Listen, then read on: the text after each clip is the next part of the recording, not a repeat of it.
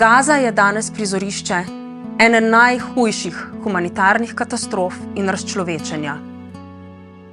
V zadnjih 4 mesecih je bilo na tem ozemlju ubitih več kot 12.000 otrok, ali pa so umrli zaradi lakote in bolezni. V Rafi jih na morebitno smrt čaka še 600.000. Vsi otroci imajo pravico do šolanja, do igre, do odraščanja, do življenja. Ni opravičila. Ustavimo grozote nad otroki.